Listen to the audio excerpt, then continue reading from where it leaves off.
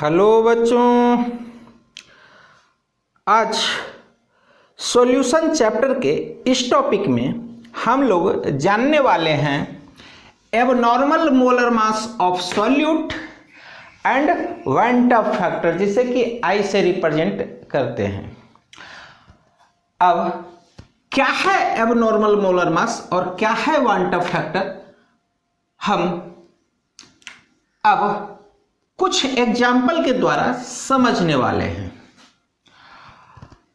तो इसके पहले जितना सारा सॉल्यूट पार्टिकल पढ़े थे कॉलिगेटिव प्रॉपर्टी में या अन्य टॉपिक में, वहां देखे थे कि सॉल्यूट पार्टिकल्स ना ही डिसोसिएबल था और ना ही एसोसिएबल।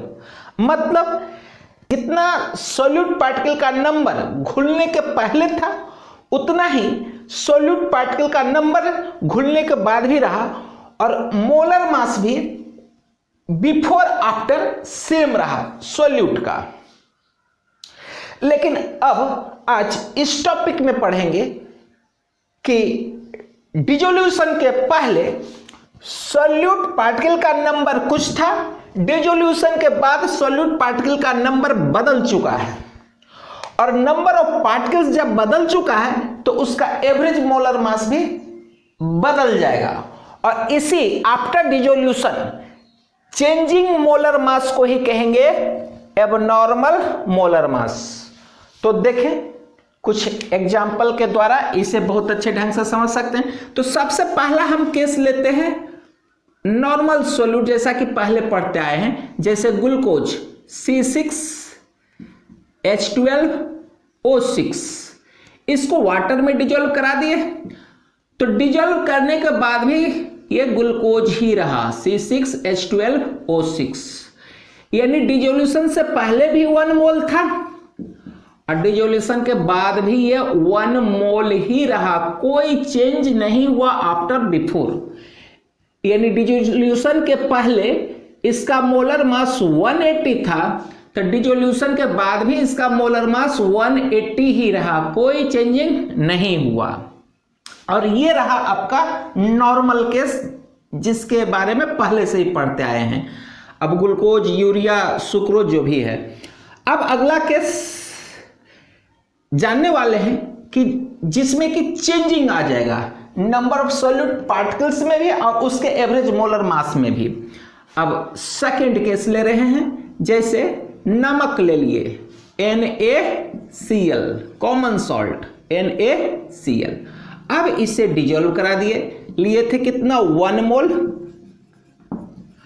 और डिसोल्यूशन के बाद डिसोसिएट कर जाएगा Na प्लस और Cl माइनस में।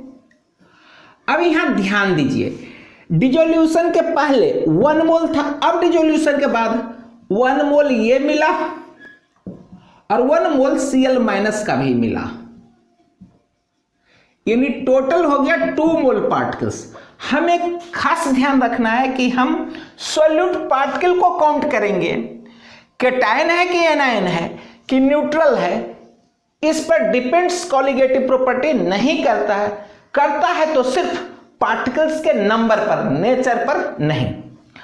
अब सेकंड केस थर्ड केस लेते हैं।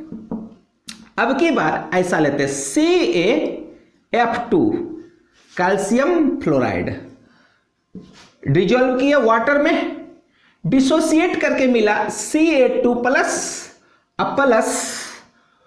2F minus. यहां तो इसका 1 मोल ही लिए थे, लेकिन देखें क्या, डिजोल्व होने के बाद टोटल 3 मोल मिला, यानी 1 मोल Ca2 प्लस का और 2 मोल F माइनस का। फिर देखिए और एग्जाम्पल अगला लेते हैं, फोर्थ। इस बार लेते हैं Al2SO4 एल्यूमिनियम सल्फेट, वाटर में डिजोल्व कराए, ठीक, हमें मिलेगा 2Al3 plus 2SO4 2 minus SO4 whole 3 ध्यान देंगे, होल 3 यानी 3SO4 2-, ठीक। यानी सल्फेट का 3 मोल मिल चुका है, ठीक। फिर से एल्युमिनियम सल्फेट का 1 मोल डिजोल्व कराए तो डिजोल्यूशन के बाद 2 मोल L3+ का मिला और 3 मोल सल्फेट आयन मिला। फिर आगे अगला एग्जांपल, अब यहां देखिए 5वां, हम एसिटिक एसिड लिए CH3COOH और यहां इसका 2 मोल लिए। देखेंगे क्या कि इसको वाटर में जब डिजोल्व करेंगे तो 2 मोल आपस में मिलकर 1 मोल हो जाएगा, यानी 2 mole of acetic acid associated together through hydrogen bonds two gives 1 मोल, ठीक। इस ढंग से क्या है, एसिटिक एसिड के केस में ये दोनों आपस में मिलकर म्यूचुअली हाइड्रोजन बॉन्ड बना करके 1 मोल पार्टिकल शो करेगा, एक ही पार्टिकल, जबकि डिजोल्यूशन के पहले 2 मोल था और डिजोल्यूशन के बाद ये एसोसिएट करके हाइड्रोजन बॉन्ड के थ्रू ये 1 मोल बन चुका है, 1 मोल। यहां 3 तरह का केस मिला। पहला केस नॉर्मल केस था, ना ही डिसोसिएशन हुआ ना ही एसोसिएशन। ये केस है डिसोसिएशन का,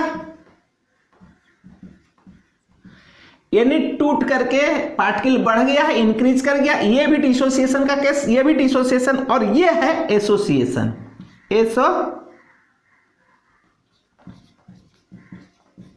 एसोसिएशन का केस है, 3 केस।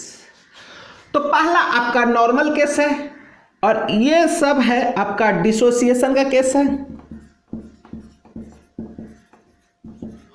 और ये है आपका एसोसिएशन का केस है। और भी है, आप बेंजोइक एसिड लीजिए, वो भी एसोसिएट करके 2 बेंजोइक एसिड आपस में मिल करके एक बन जाता है। और भी यहां तो 2 मिलके 1 हुआ, 3 भी मिलके 1 होगा। जब 2 मिलके 1 बनेगा तो कहेंगे डायमर, यानी 2 को मर्ज करके आपस में मिल गया। 3 मिलके 1 हो गया था ट्राइमर। इस तरह से और भी तो कुछ एग्जांपल दिए, इसी तरह से और भी बहुत सारा जब आप न्यूमेरिकल्स बनाएंगे तो आएगा, ठीक। अब हम देखें कि एबनॉर्मल मोलर मास क्या है, तो इस साइड को कहेंगे नॉर्मल, ठीक, नॉर्मल। अब डिसोल्यूशन के बाद जो बदलाव आया उस चेंजिंग मोलर मास को एबनॉर्मल मोलर मास कहेंगे या ऑब्जर्व्ड या एबनॉर्मल, ठीक। ध्यान देंगे, नॉर्मल यानी जो प्रिडिक्टेड था, जो पहले था डिजोल्व होने से पहले। एबनॉर्मल जो रिजल्ट हमें डिजोल्व होने के बाद मिला। क्या रिजल्ट मिला? 2 तरह का देख रहे हैं, या तो पार्टिकल का नंबर बढ़ गया ये, और दूसरा एवरेज मोलर मास भी चेंज कर गया। यानी यहां NaCl का इस पार्टिकल का मोलर मास कुछ था, डिसोसिएट होने के बाद इसका और इसका दोनों का एवरेज मोलर मास ओवरऑल निकालेंगे, कुछ मिलेगा, ठीक।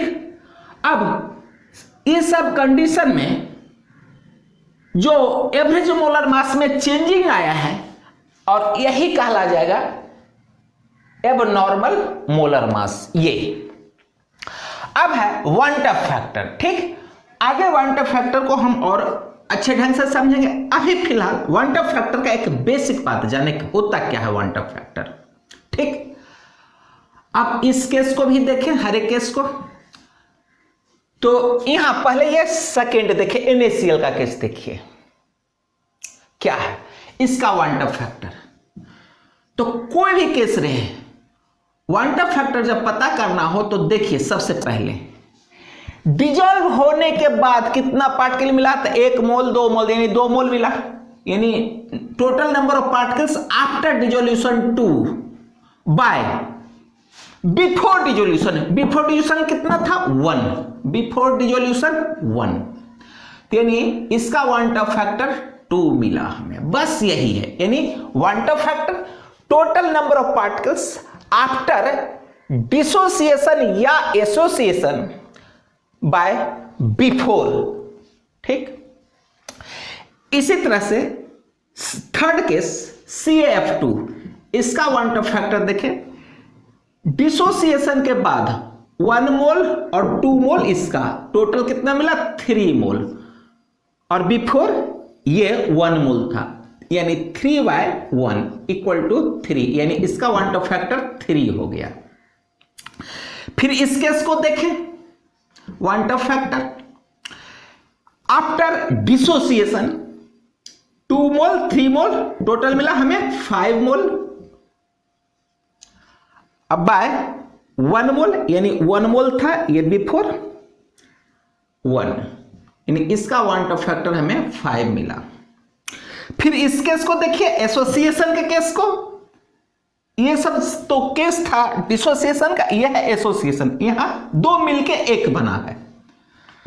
ठीक, तो आफ्टर एसोसिएशन, ये एसोसिएशन में गया, आफ्टर एसोसिएशन 1 है, यानी 1/, अब अभी 4 कितना लिए थे 2/2, तो इसका क्वांटम फैक्टर 0.5 मिला। अब नॉर्मल केस पर आए, क्या है इसका क्वांटम फैक्टर, क्या है, तो 1 मिलेगा इस केस में। तो देखिए इसका क्वांटम फैक्टर आफ्टर डिसोल्यूशन, ये तो ना ही डिसोसिएशन में गया ना ही एसोसिएशन में गया, तो जितना डाले उतना ही, तो डालने के बाद भी 1 और पहले भी 1 ही था, इसलिए क्वांटम फैक्टर इसका कितना आ गया 1, यानी 3 केस मिला।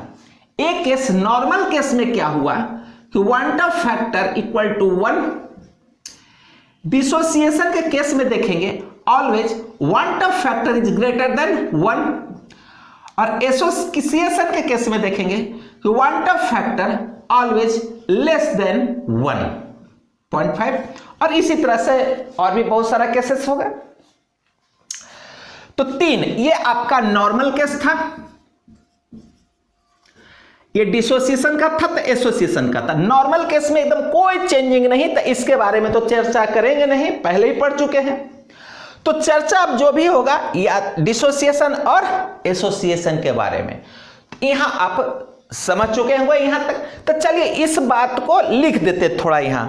ठीक, तो क्वांटम फैक्टर होता क्या है, तो I = quantum factor I = total number of solute particles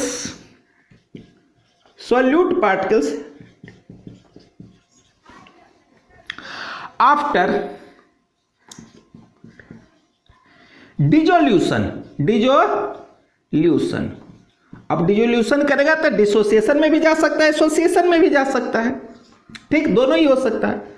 bye before, यानी नंबर ऑफ पार्टिकल्स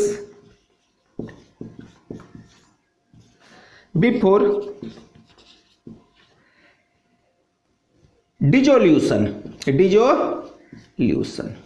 मतलब डिसोल्यूशन के बाद कितना पार्टिकल मिला और डिसोल्यूशन के पहले कितना था, यानी इस साइड बाय इस साइड। अब डिसोल्यूशन के बाद एसोसिएशन में भी जा सकता है, डिसोसिएशन और नॉर्मल रहा तो कोई चेंजिंग नहीं। अब अगला, ठीक, तो यहां देखिए कि अगर नंबर ऑफ पार्टिकल्स चेंज हुआ है, चेंज किया है नंबर ऑफ पार्टिकल्स, तो इसके मोलर मास में भी चेंजिंग आया। यानी इस केस को देखें, यहां एसिटिक एसिड, तो एसिटिक एसिड का मोलर मास डिजोल्व होने से पहले 60 था, अब ये 2 मिलकर के 1 हो गया, तो क्या हो गया 120 हो गया। तो पहले के रिस्पेक्ट में इसका चेंजिंग आया, यही चेंजिंग जो चेंज किया है मोलर मास, यही है एबनॉर्मल मोलर मास। ठीक, क्योंकि हम पार्टिकल के नंबर देख रहे हैं और मोलर मास, तो स्वाभाविक है कि अगर नंबर ऑफ पार्टिकल्स बढ़ेगा तो एवरेज मोलर मास घटेगा। नंबर ऑफ पार्टिकल्स जब बढ़ेगा तो एवरेज मोलर मास घटेगा। तो जिसका वन टफ फैक्टर जितना ज्यादा मिलेगा उसका एवरेज मोलर मास उतना कम मिलेगा।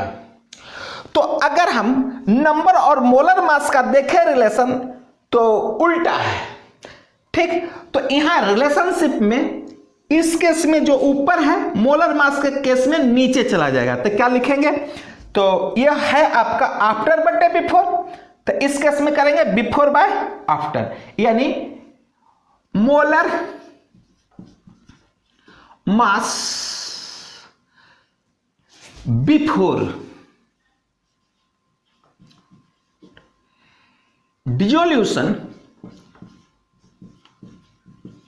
ठीक। ध्यान दीजिएगा इसमें आफ्टर है तो इसमें क्या आ गया बिफोर, क्योंकि नंबर पार्टिकल और मोलर मास ये अगर बढ़ रहा है तो ये घट रहा है और ये घटेगा तो ये बढ़ेगा, इसलिए। और नीचे क्या हो जाएगा एवरेज, टूटने के बाद तो एवरेज ही निकालेंगे, average molar mass after dissolution, ठीक, मोलर मास के टर्म में। यानी कह सकते हैं कि इसमें ऑब्जर्व्ड, इस साइड वाला ऑब्जर्व कहते हैं, अब बाय नॉर्मल, ठीक। इसी तरह से अगर इसको रिलेट करते हैं कॉलिगेटिव प्रॉपर्टी से तो ऐसा करेंगे ऑब्जर्व्ड कॉलिगेटिव प्रॉपर्टी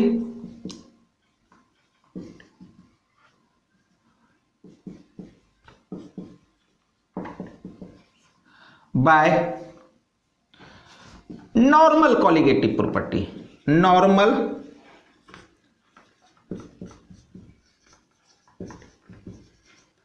प्रॉपर्टी, ठीक। ऑब्जर्व बाय नॉर्मल, इस बात पर थोड़ा ध्यान रखिएगा, इसका यूज होगा न्यूमेरिकल्स बनाने में, बड़ा काम का है।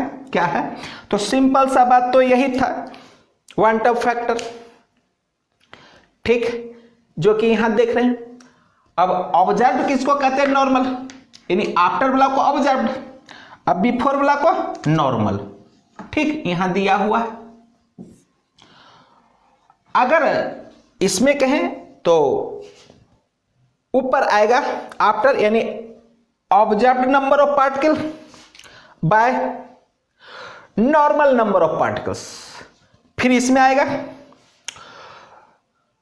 Normal number of particle by absorbed, जो ऑब्जर्व किए हैं, ठीक। अब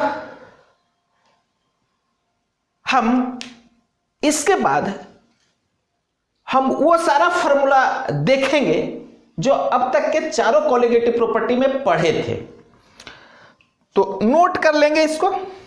अब देखें इसके बारे में,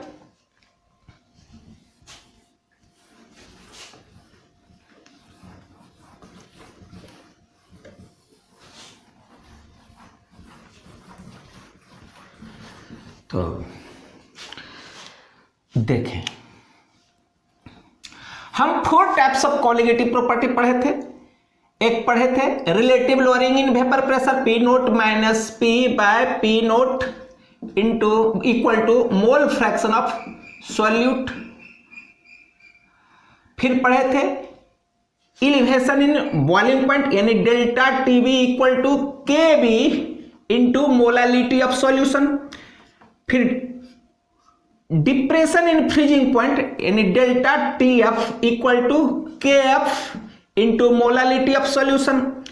फिर देखे थे osmotic pressure equal to molarity of solution, gas constant into temperature. और ये सारा चारों कंडीशन तभी एप्लीकेबल है जब सॉल्यूट का वन टफ फैक्टर 1 हो, यानी valid only if van't Hoff factor equal to 1। लेकिन अभी जस्ट देखें कि वन टफ फैक्टर तो हर एक सॉल्यूट के केस में तो 1 होता नहीं है, ज्यादा भी हो जाता है कम भी। उस केस में क्या करेंगे, कुछ नहीं, इस इक्वेशन में जो उस सॉल्यूट का वन टॉप फैक्टर का वैल्यू होगा मल्टीप्लाई कर देंगे। यानी कैसे, यानी if van't Hoff factor is not equal to 1 से ज्यादा भी और कम भी, तो क्या करेंगे इसको, इस केस में यदि वन टॉप फैक्टर 1 नहीं है तो कैसे लिखेंगे, P naught minus P by P naught equal to van't Hoff factor into mole fraction of solute. ठीक, उसी तरह से ये elevation boiling point delta Tb equal to K B, और आई से मल्टीप्लाई तो करना ही है अगर van't Hoff factor into M K B into M, K B into M. ठीक, ये delta T F equal to van't Hoff factor into K F into molality of solution. फिर उसी तरह से ऑस्मोटिक प्रेशर केस में osmotic pressure equal to van't Hoff factor into molarity of solution into gas constant into temperature. तो इसमें एक नया चीज क्या आया, वन टॉप फैक्टर, और यह कब यूज करेंगे, यदि सॉल्यूट पार्टिकल डिसोसिएशन या एसोसिएशन में जा रहा है, तो उस केस में तो I इक्वल टू 1 रहने वाला है नहीं।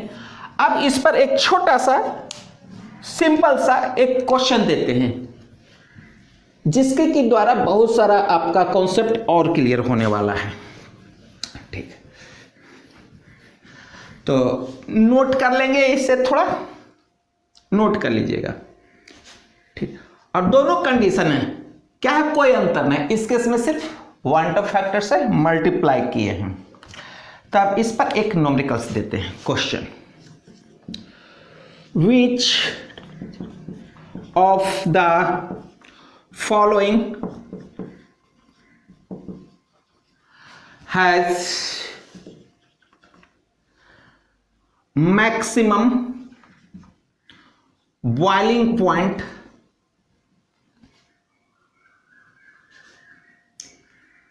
इफ, ध्यान रखें, इफ डिग्री ऑफ डिसोसिएशन और एसोसिएशन 1, यानी जो है अगर डिसोसिएशन एसोसिएशन में जा रहा है, जो सॉल्यूट दे रहे हैं, तो उसका डिग्री ऑफ डिसोसिएशन या एसोसिएशन 1 यानी 100%, या तो डिसोसिएट हो रहा है या 100% जितना सॉल्यूट मॉलिक्यूल डाल रहे हैं एसोसिएट हो रहा है, यानी 100% डिसोसिएबल या एसोसिएबल है, जैसा सॉल्यूट वैसा।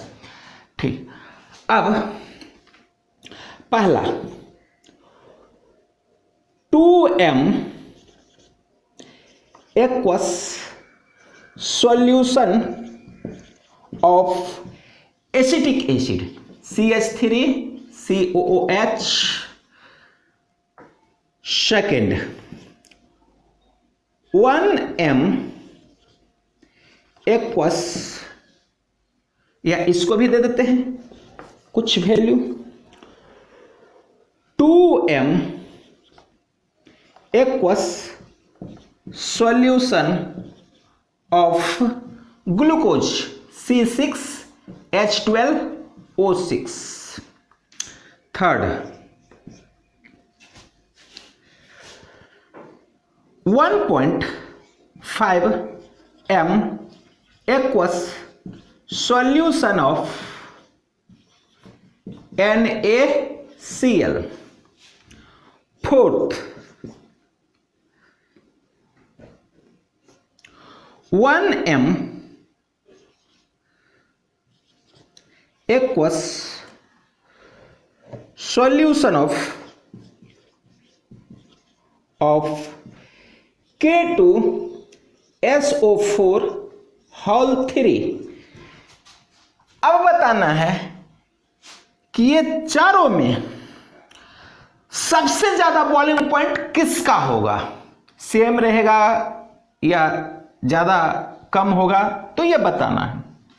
सोचिए, बहुत सिंपल बात है। क्या करना है आपको, फार्मूला में दिया हुआ है, वन टॉप फैक्टर और मोलारिटी पर ध्यान रखना है, और ये कांस्टेंट का वैल्यू तो बदलने वाला नहीं है, वाटर सब हर केस में एक्वस लिए वाटर है, तो इस पर तो ध्यान ही नहीं देना है। तो दो बात पर डिपेंड करेगा, एक मोलारिटी और दूसरा वन टॉप फैक्टर, इस पर।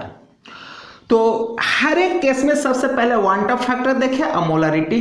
तो इसका elevation in boiling point equal to, तो पहला केस लिए हैं एसिटिक एसिड का, इसका क्वांटम फैक्टर तो 0.5 देख चुके थे, मोलरिटी कितना है 2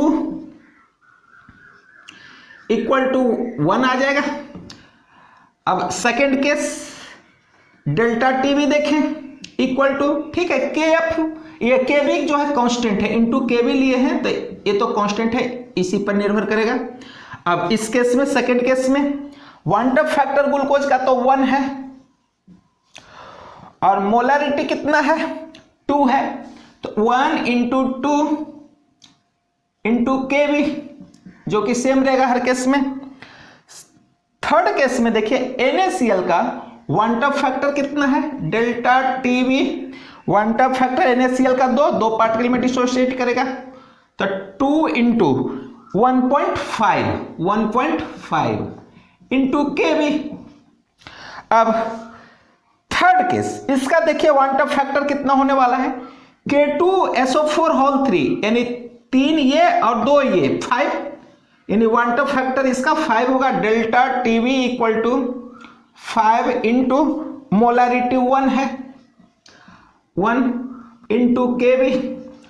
अब ओवरऑल देखिए सबका मिला करके कि ये तो सब में कॉमन है, इस पर तो डिपेंड करेगा नहीं, हटा दीजिए इसको। अब यहां 2 इंटू 0.5 तो इस केस में 1 आया, 1 इंटू 2 आया क्योंकि के भी सब में कॉमन है, 2 इंटू 1.5 3 आया और 5 इंटू 1 इसमें आ गया 5। तो क्या देखें सबसे ज्यादा किस में आया, दोनों का प्रोडक्ट इस केस में।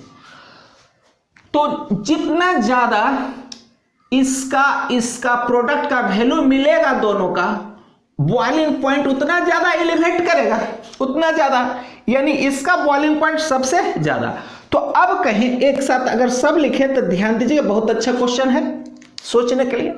अब देखें कि ऊपर से नीचे आ रहे हैं तो बॉइलिंग पॉइंट क्या हो गया, बॉइलिंग पॉइंट इंक्रीजेज। अब पूछा जाएगा फ्रीजिंग पॉइंट क्या होगा, तो जानते हैं बॉइलिंग पॉइंट बढ़ता है तब फ्रीजिंग पॉइंट कम होता है, तब फ्रीजिंग पॉइंट डिक्रीजेज। और ऑस्मोटिक प्रेशर क्या होगा, यानी पाई, तो जैसे जैसे प्रोडक्ट ये दोनों का बढ़ते जाएगा तो फ्रीजिंग ऑस्मोटिक प्रेशर भी बढ़ते जाएगा, इंक्रीजेज। और वेपर प्रेशर क्या होगा, घटते जाएगा, डिक्रीजेज। और इस पर बोर्ड में भी कंपटीशन में भी नीट हो गया, अनेकों बार क्वेश्चन पूछा गया है, आप देखेंगे जरूर इस पर मिलेगा क्वेश्चन और बड़ा आसानी से बन जाएगा। तो क्या देखें कि ऊपर से नीचे आ रहे हैं तो कंसंट्रेशन और क्वांटम फैक्टर दोनों का प्रोडक्ट जो है नीचे बढ़ते जा रहा था, तो जैसे जैसे दोनों का प्रोडक्ट बढ़ते जाएगा, जैसा कि according to formula boiling point बढ़ेगा, इंक्रीज करेगा, फ्रीजिंग पॉइंट डिक्रीज करते जाएगा, ऑस्मोटिक प्रेशर इंक्रीज करते जाएगा और वेपर प्रेशर घटते जाएगा। तो सबसे ज्यादा बॉइलिंग पॉइंट तो इसका, कहेगा कि सबसे कम फ्रीजिंग पॉइंट किसका, तो इसी का। सबसे कम वेपर प्रेशर किसका, तो इसी का, ठीक, इसी का सबसे कम, जिसका बॉइलिंग पॉइंट ज्यादा वेपर प्रेशर उसका कम, ठीक। तो इस बात को एक पैटर्न में आप सेट रखेंगे माइंड में, यानी इस एक क्वेश्चन के द्वारा अनेकों क्वेश्चन का कंसेप्ट क्लियर होने वाला है आपका। अब आगे इसी से रिलेटेड कुछ बात बता रहे हैं, क्या बताने वाले हैं कि देखिए ये कंडीशन अब उसी के लिए वैलिड है, उस सॉल्यूट के लिए जो कि 100% डिसोसिएबल है या 100% एसोसिएबल है। अगर अल्फा का वैल्यू 1 नहीं होगा तो फिर यहां हमको कुछ अलग ढंग से सोचना पड़ेगा, वो भी थोड़ा देख लीजिए क्या है। तो सबसे पहले ये नोट कर लेंगे और इसके बाद अगला टॉपिक लास्ट।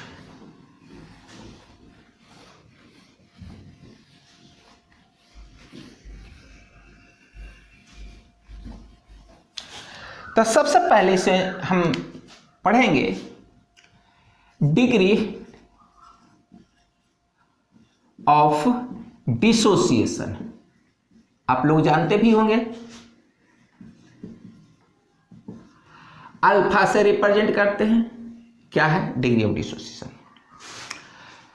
तो जैसा कि इसके पहले देखे थे, डिसोसिएशन में होता है क्या कि एक, दो या दो से अधिक में डिसोसिएट कर जाता है।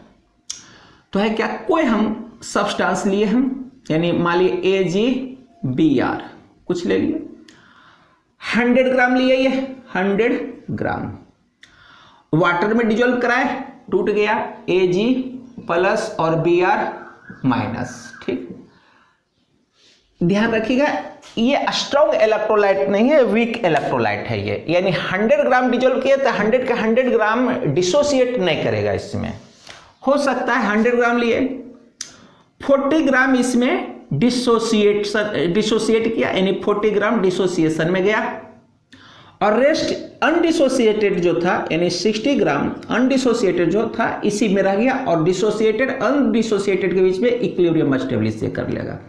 ठीक, इसके पहले वाला जो भी केस मान के चले थे कि 100% डिसोसिएबल या एसोसिएबल है, लेकिन इस केस में नहीं। तो अब है कि डिग्री ऑफ डिसोसिएशन क्या होता है ये देखेंगे। Total amount undergo dissociation by taken amount, तो यानी amount undergo dissociation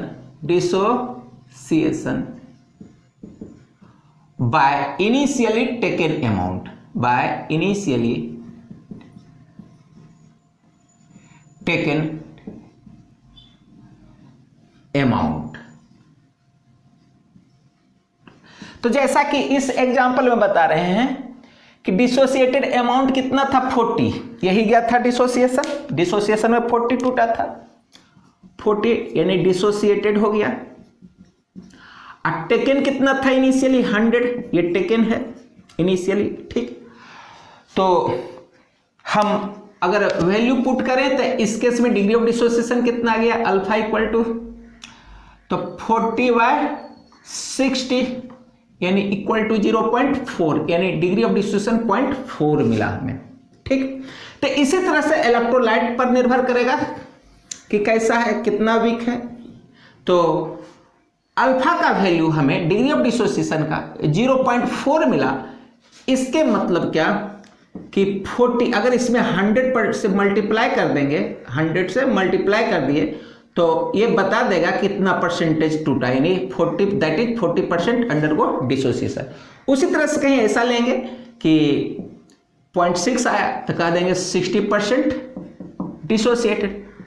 degree of dissociation 1 आ गया, 1.0, तो यानी कह देंगे 100% डिसोसिएटेड, जो कि स्ट्रॉन्ग इलेक्ट्रोलाइट के केस में होगा, ये वीक के केस में। ठीक, तो यहां डिग्री ऑफ डिसोसिएशन समझ चुके होंगे। ठीक इसी तरह से डिग्री ऑफ एसोसिएशन भी देखेंगे, इसी तरह का चीज है, तो नोट कर लेंगे इसको। तो देखें डिग्री ऑफ एसोसिएशन, इसी में लिख देते हैं डिग्री ऑफ एसोसिएशन। ये डिसोसिएशन तो यह है एसोसिएशन, क्या है, इसको भी अल्फा से ही रिप्रेजेंट किया जाता है।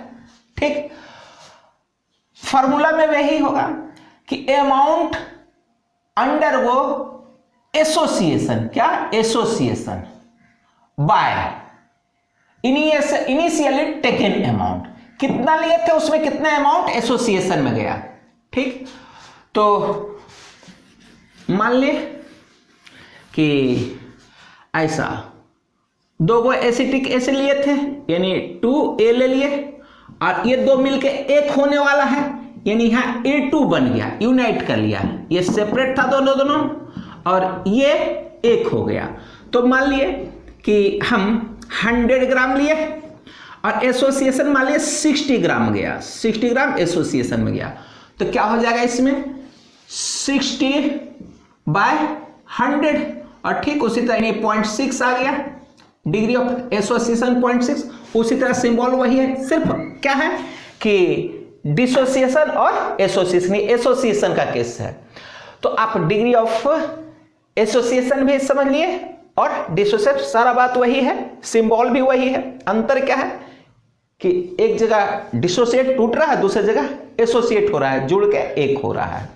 ठीक, अब है आगे हम देखेंगे relationship between degree of dissociation and went Hoff factor. क्या है degree of dissociation and went Hoff factor?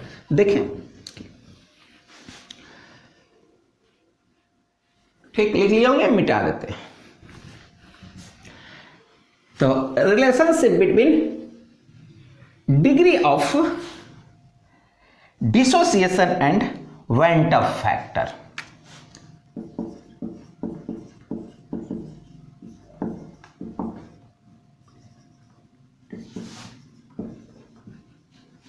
Alpha and I है ना, ये डिग्री ऑफ डिसोसिएशन हो गया डॉक्टर। देखें, तो हम कोई लेते हैं इलेक्ट्रोलाइट, कुछ भी लेते हैं, कोई मॉलिक्यूल लेते हैं जो डिसोसिएशन में जाने वाला है, तो हम ए ले लिए और एक ये मॉलिक्यूल जो है एन मॉलिक्यूल में टूट गया, एन ए, या ऐसा कर सकते ए एन। क्या है ये ए एन, यानी ए का एन मॉलिक्यूल पहले से आपस में सब जुड़ा हुआ था और टूट गया तो सब अलग हो गया, तो एन ए बन गया। ठीक, अब टोटल के टोटल तो डिसोशिएट हो नहीं रहा है 100%। तो मान लिए 1 मोल हम इसका इनिशियली लिए थे और इसमें अल्फा मोल डिसोसिएट हो गया, यानी डिग्री ऑफ डिसोसिएशन ये है। तो ये जितना टूटा उतना इधर आएगा, तो इधर हो गया ये एन अल्फा। ध्यान से देखिएगा, हम वेंट ऑफ फैक्टर क्या जानते हैं, क्या पढ़े हैं कि van't Hoff factor equal to number of particles after dissolution, यानी dissociation, after dissociation by before. तो आफ्टर कितना हुआ था? पहले वाला तो 1 था, इनिशियली क्या था? 1 था, इनिशियली 1 था, 1 था। और ये है आफ्टर, यानी डिसोसिएट किया है, फिर टूटेगा, जुड़ेगा, यानी इक्विलिब्रियम पकड़ेगा। तो ये है आफ्टर डिसोल्यूशन या एट इक्विलिब्रियम, ये है। तो वेंट ऑफ फैक्टर आफ्टर, ये वेंट ऑफ फैक्टर क्या है कि number of particles after dissociation. तो डिसोसिएशन में ये भी काउंट हुआ और ये भी पार्टिकल जो बचा रह गया वो भी काउंट होगा। इस पर भी कोलिगेटिव प्रॉपर्टी और इस पर भी, दोनों पर निर्भर करेगा। ठीक है, तो 1 minus alpha plus N alpha. अब टेकन कितना था? 1 था इनिशियली, 1, यानी कह देंगे कि I equal to 1 minus alpha, I equal to 1 minus alpha plus N alpha. अब देखिए यहां से रिलेशन निकालेंगे, इसको ऐसा ऐसे कुछ लिख सकते हैं, यानी I equal to 1 plus N alpha minus alpha, ऐसे लिख सकते हैं। अल्फा कॉमन ले सकते हैं, I equal to 1 plus N minus 1 into alpha. 1 को इधर ले सकते हैं या ऐसे लिख सकते हैं, I minus 1 equal to N minus 1 into alpha. तो अल्फा इक्वल टू क्या हो जाएगा? I माइनस 1, यानी van't Hoff factor minus 1 by N minus 1। ये हमें एक रिलेशन मिल गया। किस केस में यूज करेंगे? जहां की डिग्री ऑफ डिसोसिएशन 1 नहीं हो, 100% डिसोसिएबल नहीं हो, उस केस में इसको यूज करेंगे। ठीक, जहां की I है वेंट ऑफ फैक्टर 1, तो 1 ही है। n क्या है कि जैसा कि देखे थे कि एक पार्टिकल कितने में डिसोसिएट हो रहा है। जैसे NaCl के लिए n इक्वल टू 2 था, NaCl के केस में n इक्वल टू 2, यानी एक पार्टिकल कितने में टूट रहा है। मान लिए CaF2 के केस में n इक्वल टू 3 ले लेंगे, यानी एक जो है 3 में टूट रहा है, तो n क्या है ये देखना है, यानी एक जो है इलेक्ट्रोलाइट्स कितने पार्टिकल्स में टूट रहा है, डिसोसिएट हो रहा है। अब इसके बाद हम देखेंगे relationship between degree of association and van't Hoff factor. Next लिखेंगे इसको, ठीक। तो रिलेशनशिप बिटवीन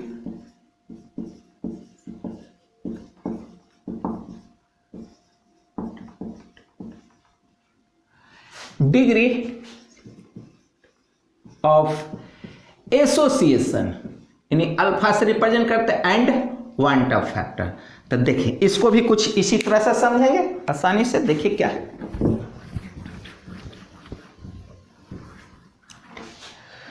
तो इसमें भी एक एग्जांपल लेते हैं। पहले मान लिए कोई एन मॉलिक्यूल ए का था और जुड़ करके एक हो गया, यानी एन, जस्ट उसके उल्टा, डिसोसिएशन के उल्टा, यानी एन मॉलिक्यूल ए का था और सारा का सारा जुड़ करके एक हो गया, है ना। तो जैसा कि एसिटिक एसिड में 2 मिलके एक होता था। अब इसका इनिशियली 1 मोल लिए, इनिशियली मान लिए 1 मोल लिए थे, अभी तो ये 0 है इनिशियल। अब एट इक्विलिब्रियम होगा क्या कि इसमें कुछ मॉलिक्यूल एसोसिएट करेगा और फिर ये डिसोसिएट करेगा, इक्विलिब्रियम एस्टेब्लिश करेगा, ऐसा ही होगा। वीक इलेक्ट्रोलाइट के केस में ऐसा होता है। अब एट इक्विलिब्रियम, ठीक, इक्विलिब्रियम क्या है कि 1 मोल लिए थे, इसमें अल्फा मोल चला गया एसोसिएशन में, तो ये होगा अल्फा बाय एन, यानी जुड़ के घट जाएगा, कम हो जाएगा, अल्फा बाय एन हो गया, ठीक। अब है वाइंट अप फैक्टर, जानते ही है क्या होता है कि total number of particles after association, तो 1 minus alpha plus alpha by N by initial, initially कितना था वो, तो आफ्टर तो टोटल जितना पार्टिकल है जो डिसोसिएशन में गया वो भी है, जो नहीं गया था वो भी, सब ऐड कर लेंगे अब बाय इनिशियल। यानी कह सकते हैं van't Hoff factor equal to 1 minus alpha plus alpha by N, यही हो गया। अब क्या करें, यानी आई इक्वल टू अल्फा को उधर ले जाते हैं, 1 plus alpha by N minus alpha, ये मिल गया। अब यहां भी कॉमन ले लेते हैं हम अल्फा को, यानी 1 plus 1 by N minus alpha A minus 1, अब कॉमन अल्फा आ गया, ठीक। इसको भी इधर कर देते हैं, यानी लिख सकते हैं इसको ऐसे I minus 1 equal to 1 by N minus 1 into alpha, यानी अल्फा डिग्री ऑफ एसोसिएशन क्या हो जाएगा, degree of association equal to I minus 1 by 1 by N minus 1। अरे हमको फाइनल फॉर्मूला मिला, क्या मिला कि relationship between degree of association and van't Hoff factor क्या है, ठीक। अब यहां भी यही है कि n क्या है, तो n क्या है कि वो जो कितना मॉलिक्यूल आपस में एसोसिएट होकर के एक बन रहा है। जैसे हम एसिटिक एसिड का केस देखें तो 2 गो एसिटिक एसिड CH3COOH मिल करके एक हो रहा था, ठीक ना, एक हो रहा, ऐसा हो रहा था CH3COOH होल 2, यानी 2 लिए थे और 2 मिल करके फिर एक हो गया। तो यानी कितना मिलके एक हो रहा है, 2 मिलके एक हो रहा है। तो इसके लिए n का वैल्यू कितना हो जाएगा, 2 हो जाएगा, ठीक ना, 2 हो जाएगा। तो यहाँ n क्या लें, अलग अलग कंडीशन में अलग अलग, अगर 3 मिलके एक हो रहा है तो n का वैल्यू 3 हो जाएगा, 4 मिलके एक हो रहा है तो n का वैल्यू 4 हो जाएगा, और वो वैल्यू पुट करेंगे यहाँ पर हम। इस तरह से ये आपका टॉपिक कंप्लीट हुआ, ठीक। फिर नेक्स्ट क्लास हम इससे रिलेटेड टोटल सॉल्यूशन चैप्टर से रिलेटेड न्यूमेरिकल्स डिस्कस करेंगे, जिसमें आपका बोर्ड बेसिस पर और कंपटीशन बेसिस पर भी होगा, ठीक। तो नेक्स्ट क्लास मिलते हैं।